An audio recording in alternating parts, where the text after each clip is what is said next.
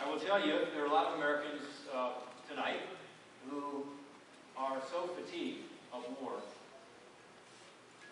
and of America's role on the world stage that they think we'd be better served if we did retreat. Kind of let the rest of the world sort out their own problems. I understand that fatigue.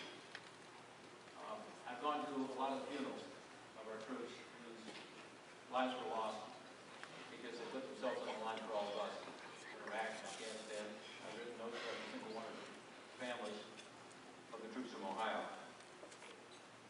But I disagree with this notion that America can or should pull back. When America is strong, we stand unequivocally for freedom, justice, and the right of all people to choose their destiny. When we don't back down in the face of threats or intimidation, that's when we see a world that is more stable, that is more free, and is less dangerous. Ronald Reagan used to say, we achieve peace with strength. Pretty simple statement. I believe it's true. More wars, more conflicts, more threats to our security. I don't think these arise from American strength or American engagement. I think they arise from American weakness. I think it's exactly what we're seeing today in eastern Ukraine, in Crimea, but also in the South China Sea, in the demilitarized zones in Korea, in Syria, in Iraq, in Iran, in North Africa, and yes, in Gaza. America is the indispensable country. We need to play a role, not alone. We shouldn't do it alone. We should rely on our allies to help us. We should be like the sheriff, not the policeman. That means we gather a posse. But our leadership is critical.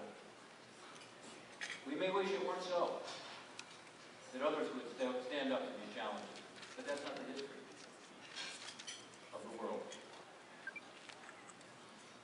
Changing our approach and becoming, again, a force for good around the world requires a change in policy and a better response than just responding reactively to the weak. Every time a crisis arrives, I find I'm in Washington, D.C., something happens, and what my colleagues on the other side of the aisle say to me as a Republican, when I'm critical of something the Obama administration is doing or not doing, they say to me, well, what would you do? What would you do if there's an immediate crisis? And I say, honestly, it's a tough situation. This is what I would do, but we're in a tough situation. Whether it's in Syria, or certainly what's happening today with regard to the Russian aggression in Crimea. But I also say something else. I say foreign policy is not the work of one day. It's not about reacting to immediate crises. It's by having a strategy, a plan, that you avoid these crises. And that, I think, is what we're missing. It can't be developed on the fly. It requires a clear understanding of what our goals around the world are, what our strategies are, how we plan to fulfill them. Red lines must be drawn very thoughtfully. But once they are drawn, my friends, we must stand by them.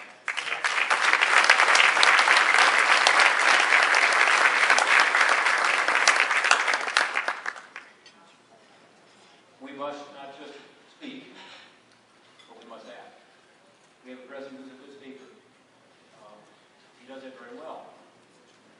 But sometimes we need to back up those words with action. Often we can do so using our diplomacy, and that's great. Sometimes we can do it by relying on allies to step forward. But sometimes it does require a military response. Our word ultimately relies on the bedrock of American strength and our commitment to keep our promises. Our promises, by the way, to our allies and our promises to our adversaries. The modern international system, based on universal values and the standards of conduct, is not possible, in my view, without American leadership. Since the end of the Cold War, our willingness to commit our political, economic, and military might to these ends has formed the basis of an unprecedented period of peace and stability. It isn't by accident. That, in turn, of course, has allowed America to produce unequaled economic growth, security, unrivaled in world history. Again, Ronald Reagan was right. If our allies and potential adversaries doubt the U.S. commitment to upholding this system, then the stability and openness upon which U.S. economic prosperity and national security depend is jeopardized, and the chance for violence, instability, and economic collapse can't tell you one place in the world where I feel we are better off than we were 3, 4, 5, 6 years ago. Where America pulls back, there's a vacuum. Where there's a vacuum, chaos tends to ensue. We've got to go back to the principles that have served us so well over our history. We should engage wisely. We should engage more economically, through a more aggressive trade agenda, strategically with renewed and strengthened alliances, and if necessary, militarily to secure the gains for freedom that we've fought and bled for over the past century.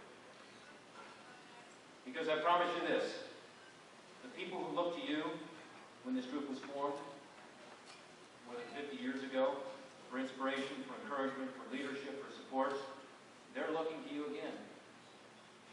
They're looking to America again. They want to see if we're going to keep that promise we made when the Soviet Union fell.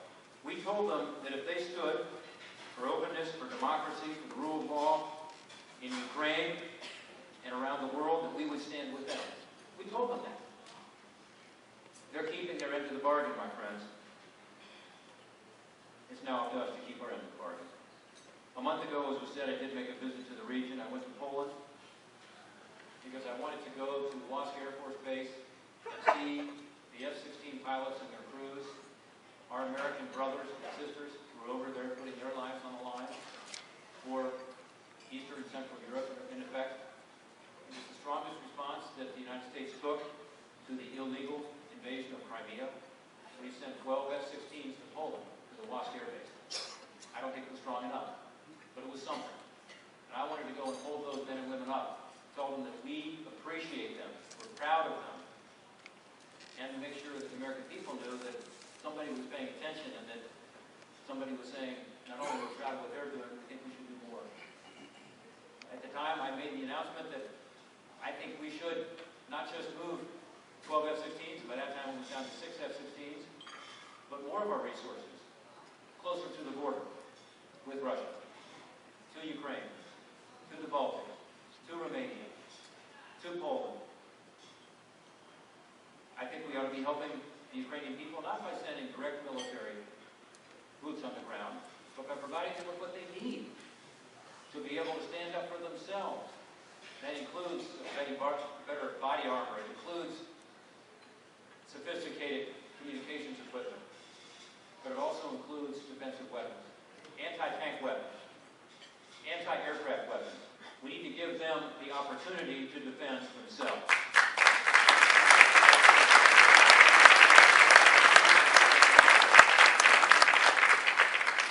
But we also need to help our other NATO allies in the region, because there are NATO allies like Poland that want more of our help. They want more of our presence. And again, that will be a deterrent to war. It will help us keep the peace. When I was in Ukraine, I did get the chance to go to the Maidan. And I walked through that Independence Square. In fact, Andrew Bute and Judge Bute were with me, as well as others.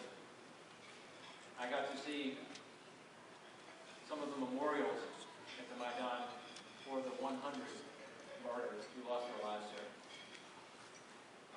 It's still smoldering. You can still feel it, touch it, smell it. It's very real. It just happened earlier this year.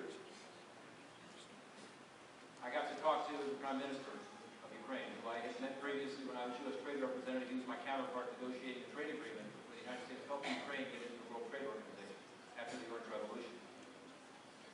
These people have stood up time and time again. They stood up to the Soviets. They stood up after the wall fell. They stood up in the Orange Revolution. They stood up again earlier this year. We've got to be sure that we stand up with them.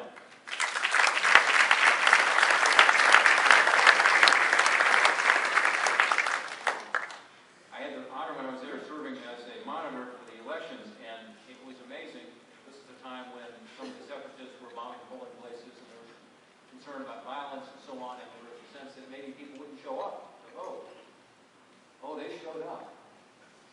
The turnout would make any of us very envious here in the United States of America. Far better turnout than you see in our country. And they showed up and they waited in line. I went to 6 polling places as a monitor. I was with the Helsinki Commission. I was leading it with Senator Ben Cardin from Maryland. And it was very inspiring to see people lining up early in the morning, wanting to be darn sure that they got the chance to express their right to vote for who they wanted. President Poroshenko at that time was candidate Poroshenko, and he offered to meet with me the night before the election. And I said no, for the simple reason that I was there as a monitor, representing the United States of America and other parliamentarians from around the world, and I wanted to be sure that the Russian separatists, the Russians, others who did not want these elections to be successful couldn't say that the Americans were favoring any one candidate over another. I would love to have met him. And I'm trying to get him to come to the United States of America on an official state visit so that we can all meet him and that he can come here as someone who is one of our strongest allies, who is standing up, doing the right thing with regard to the Ukrainian people, but also representing so much of what you all represented over so many years. Maybe we can even get him to come to Cleveland.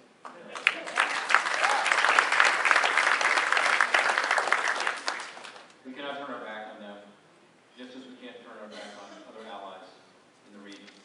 We've got to provide them the help they need. We've got to ensure that the sanctions on Russia are broadened and tightened. Those sanctions do have an impact. If we don't get the rest of the world with us, they're not as effective. So we've got to work much harder to keep not just the Europeans, but others on board with sanctions. Yes, the Iron Curtain has been lifted, and the shadow of communism has retreated before the light of liberty. But the need for America is as pressing now as it's ever been. As long as there are those who seek to free themselves from oppression and tyranny, I know this organization will be there. And I also believe the American people will be there. We need to explain better what our goals are, have a clear strategy, implement it, again, thoughtfully, but with strength. If we do that, I believe the American people will support it. Thanks so much for giving me the honor of this award and being able to once again join you for this annual dinner. God bless you all, and Godspeed.